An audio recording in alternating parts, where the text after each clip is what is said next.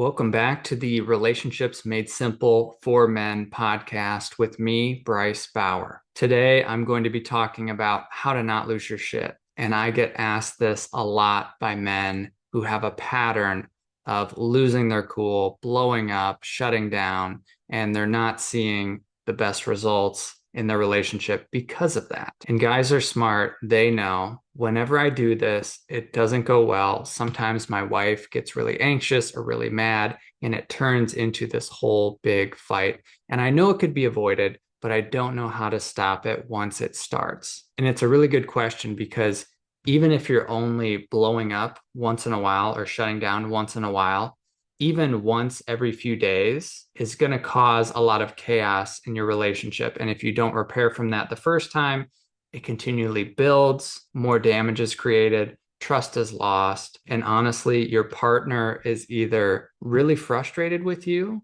or scared of you, or both, because she doesn't know when the shoe's going to drop. She may live in constant paranoia that you're going to get frustrated, blame her, stonewall her, or go into some long lecture, whatever your strategy is when you get activated. So this really is something that you need to figure out. And to answer this question, I have to start with some context, because often what guys are thinking about or asking about is how can I change this in the moment? But if you are already pretty stressed out in your life, not taking care of yourself, and you're already, let's say, a 5 out of 10 activated, when your partner brings up something or asks you something or does something, it's harder to control going from a 5 to an 8 or a 5 to a 10 than it would be if you were more resourced, more calm, more online, emotionally and mentally to handle this. And when I use this activation scale of 0 to 10, I'm really talking about stress on your nervous system and in your mind. So you could think about it like a 0 being completely zen, at peace, calm, relaxed, and a 10 being totally out of control. You are in your fight, flight,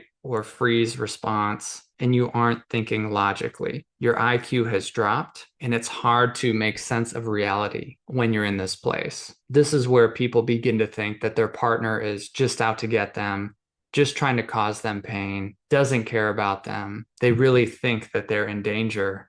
And most of the time, this is a delusion, meaning it's not reality. It's just existing in our minds because we're scared. So if I refer to this activation scale, you'll know what I'm talking about. Now, going back to this question of how do I not get too activated when my partner does something or says something? The bigger question you need to ask yourself is how well are you managing your emotional space and your mental space and your physical space throughout the day? Because that's what's going to set you up for success or failure. Many guys wake up and start the rat race immediately. The to-do list comes rushing in. They need to get ready, get to work, or do something with the kids. The stress just gets piled on. And maybe they can handle it. It feels normal. Drink some coffee, pound an energy drink, just get busy, whatever it takes to get yourself moving. But as they keep that up throughout the day, it begins to wear them down. And by the time they get home, they're totally spent. For some people, this is the first time that they're seeing their partner since the morning, and they're completely emotionally exhausted. And the crazy thing is that most people don't realize that they're in this place because they're still in their heads,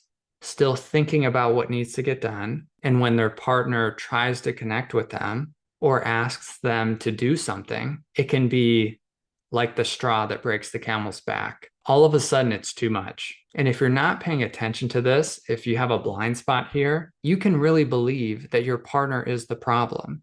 Don't they know how hard you work today? How stressed you are? Why would they ask you to do anything? Why would they try to connect with you? Why don't they just give you a break? If you haven't spent any time together working out this pattern, it can happen over and over and over again. She might be stressed out too, and you have no way to slow down and to hold space for your stress, to have compassion for each other, to listen, to connect with each other, to understand each other more, and to put the to-do list on the back burner. I hear this story over and over again. And transitions when you're coming back together after being away from each other for a while can be complex. It can take some work to manage. There's a lot of sensitivity there. And so when guys ask me, how can I not get so frustrated at home? I want them to think about the environment that they've created for themselves throughout the day, and also to be mindful of these moments of reconnection. And if you want to be an emotionally available, secure partner, you have to know your pattern and your strategies. Whether you shut down or defend or blame, you have to be able to create accountability for yourself and call yourself out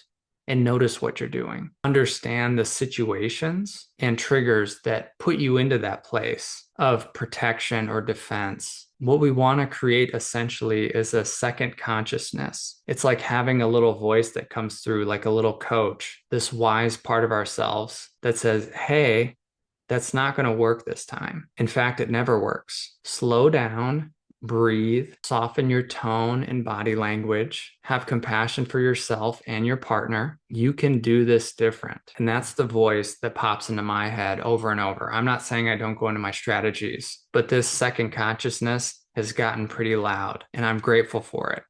I've been through this enough times that I know what the easier path is long term. It's really draining and inefficient to get into a fight over nothing and then to start fighting about fighting and have that spiral and continue for days or weeks or months. That's what really sucks. That's what really makes couples feel hopeless. When we know that the smallest thing could create a huge blow up where we're not talking to each other or bickering or yelling at each other, and there's no way to resolve this, no wonder couples want to give up. And then you carry this stress into the rest of your life. Most of what we worry about is relational. We are constantly having imaginary conversations in our head, and they're either positive or negative. We're telling ourselves stories about ourselves that are either positive or negative, and we're telling ourselves stories about our partner that are positive or negative. And if we can't get out of that loop, we might start to really believe that our partner is a bad person or that we're a bad person. And that's no good. That colors all of our experience. So if this is something that you want to get good at, you have to have some framework, you have to have some practice, you have to learn some skills. And often people need support in order to do that. I've been a part of a men's group for many years, and I have a personal coach, and Jenny and I still see a couples counselor. And even people at the highest levels of any sport or profession still seek guidance because that's what it takes to get better at whatever you're doing. And it's not like you have to be in therapy forever. Once you learn enough, you can start to do this on your own more and more. But I highly recommend that you take on the mindset of whatever it takes. It's not let me try a few things and see if it works. It's I know what I want and I'm going to do whatever it takes to get there. That's the mindset that is most empowering. And if you think about it, there are only a handful of things in life that you really want to get right. And relationships are probably near the top. Maybe they're number one. And the cool thing about having this mindset is when you are giving it 100% of your effort, you feel good about it. This is what really builds self-esteem, is when you have the receipts, you've seen that you've put in the work, you really do have more knowledge. It's not a guarantee that the relationship will work out, but it's guaranteed to change it in some way for the better. And when two people have that mindset at the same time, that is a powerful force. And for Jenny and I, we've really adopted this. So when something comes up, no matter how small it is, we make it a priority to figure it out.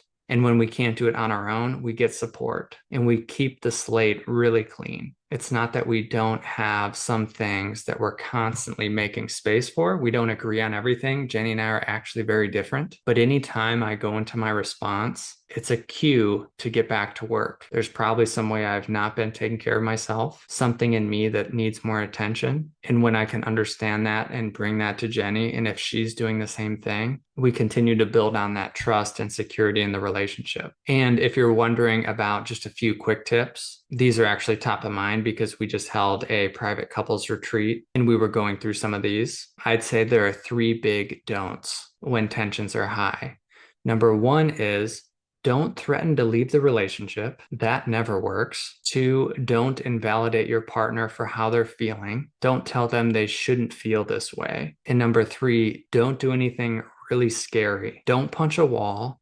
Don't slam a door. Don't jump in the car and speed off without saying anything. Be an adult, not a child. Those are the three don'ts for damage control. If you can muster the strength to say, hey, I'm feeling really activated, I'm going to go take care of myself and I'll follow back up with you in 30 minutes or an hour or tomorrow morning if it's night. That might be a hard day for you, but it's a good day for your relationship. You need to be able to say something like that. And if you're thinking about three things that you can do that will really facilitate more safety, and this is especially for men, soften your tone and body language, make eye contact, and really try to understand your partner's position before you go into defense or explaining. And there's this whole skill set I could teach you, but just at a basic level, ask them, what is it that you're wanting me to do here? Or what about this is upsetting to you? Maybe there is something you have to take ownership for. Yeah, I am late. I said I'd be home at 5 and I was back at 6. That's my bad. What was it like for you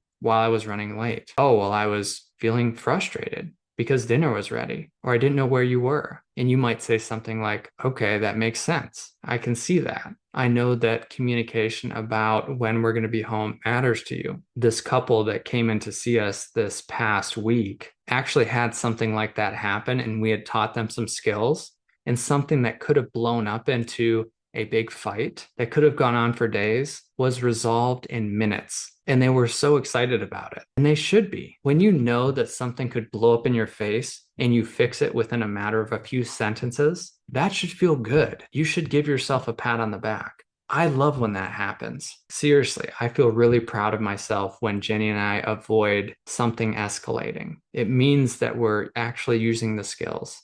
It means that we're progressing and we don't have to live in that confusion and frustration and disconnection. So that's what I got for you today. If you're finding this helpful, subscribe or follow me for more episodes. I'll talk to you next week. Peace.